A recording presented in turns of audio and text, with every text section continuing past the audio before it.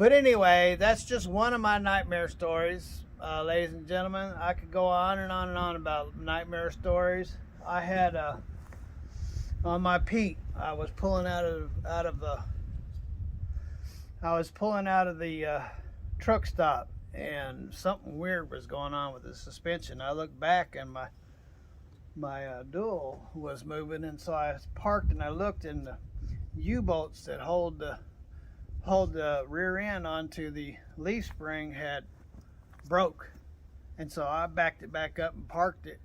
And it was like a Saturday, and I had to deliver on Monday in Denver, and it was coming up Easter weekend, and so I called up Salina, Kansas, and I asked them if they could put some U-bolts in on my axle, and they said, sure, bring it on up here. So I took a strap and strapped my axle onto the leaf spring, and deadheaded up there, and they couldn't get it apart. And so they said, well, we'll call KW. They could probably take it out. So I called up KW there in Salina, Kansas. There they did. They said, oh yeah, we got it under control. Bring it on over. When I pulled up, the guy was getting ready to leave. He said, I wouldn't take my stuff here. And he was really upset. And I didn't heed his warning. And I went in there, and a week later, being in a motel room for a week, and they charged me $5,000 to put in 2 U-bolts.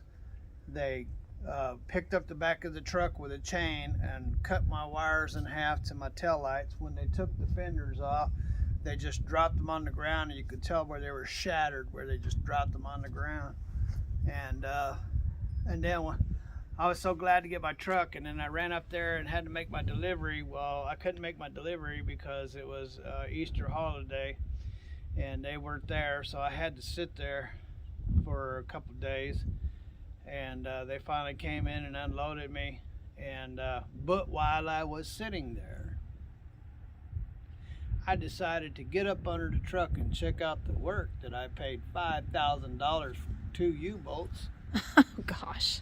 And I looked, and these U-bolts were sticking about that far down below the suspension, nearly dragging the ground. And they ran out of threads, and so what they did is they put like a stack of washers about that long, and then run the nuts up on it. And I thought, well, if DOT ever sees that, man, I'm through. They're gonna shut me down, and then I'll be paying another freaking bill. And so I got unloaded, and I called them up, and I chewed them out, and they said, well, bring them back, we'll fix it. And I really didn't want to do that, but I brought it in, and I walked in the door, and they said, well, don't you be coming in here and starting no crap. Well, they should have never said that to me, because I hadn't done nothing wrong. They were the ones that done stuff wrong, and I just come unglued.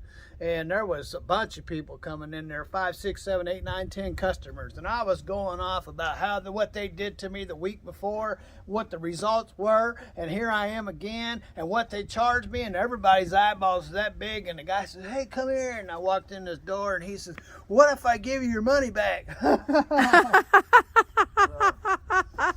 But ladies and gentlemen, like I said, out there when you're on the road, they're just waiting for you. They're just waiting for you. Whatever it costs, whatever it takes to get your equipment home to a decent mechanic, one you can trust, you might want to risk it and take the cost to do that, because, man, you're out there on the road, man. They'll slice your throat. So anyway, that's why I brought my truck back here, and that's why I'm fixing to take my old tire body and get it up under and get to work. Have a wonderful day. Have lots of fun. God bless. And later.